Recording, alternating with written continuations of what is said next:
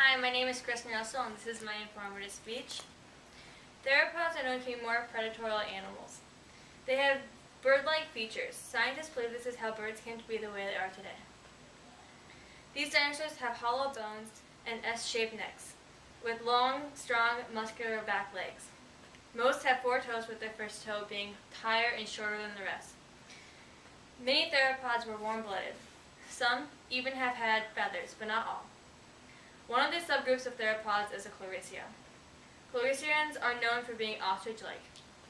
According to David Norman in his book called Dinosaur, their long legs were used for speedy getaways, while their short arms were not used in daily life. Chloricians lived and thrived during the Cretaceous time. The Cretaceous time occurred during the last period of the Mesozoic time period. There are many different and unique types of chloricians. One is the Archaeotopax.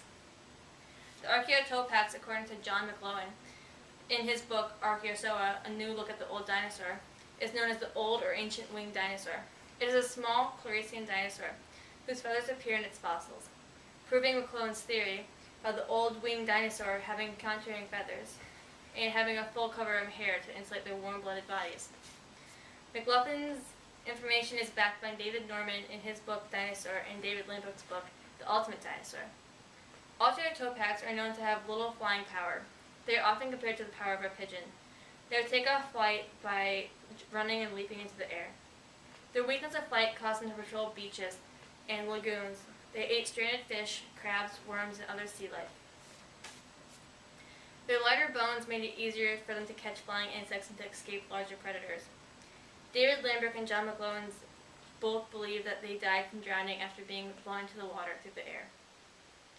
Some dinosaurs were weak like the Archaeotopax, but others were strong and ruling. A strong and ruling dinosaur would be more like the Dromaeosaurus. This one.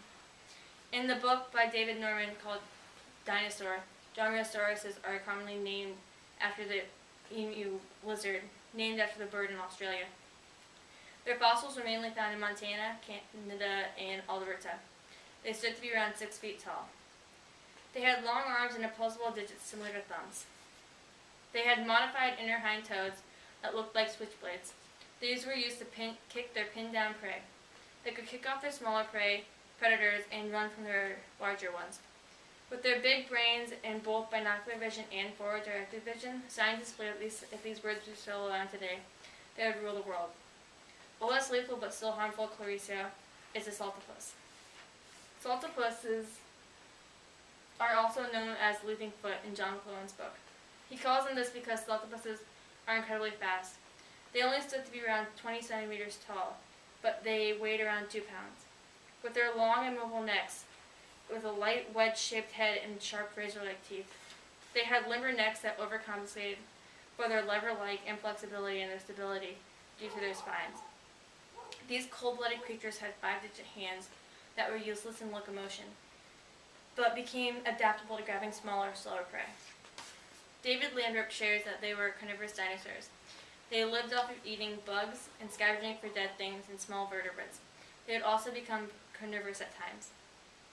While the saltopuses were quick, they were not the quickest. The quickest is actually the Struthiomimus. It is defined as being the fastest terrestrial animal to ever live on this planet in David Lambrook's book. He goes on to say that the Struthiomimus is also known as the arthomid, or the tall ostrich mimic. They had small skulls with big eye sockets. It owned a long neck but no teeth in their beaks. They had claws like a sloth.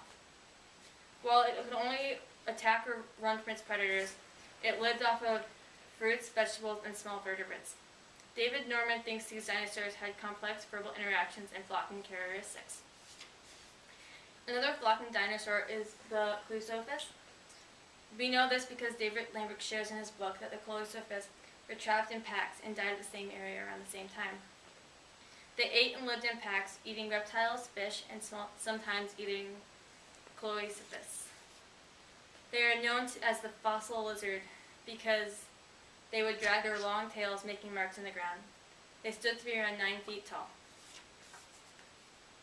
It is always fun to try and picture what the world would be like today if dinosaurs were still alive. I know many movies have made profit off of this idea. I'm definitely glad they're gone though. Looking at their fossils gives us an idea of what the world was like before humans and mammals. We can see how the world has changed and how the world has remained the same. Through theropods, we can see how birds get their key and unique characteristics. We know how birds come to get their light and hollow bones, along with their wings. Some things may still be a mystery, but uncovering and knowing more about the dinosaurs helps humanity uncover more and more about their past. People are still finding out new information today on the subject.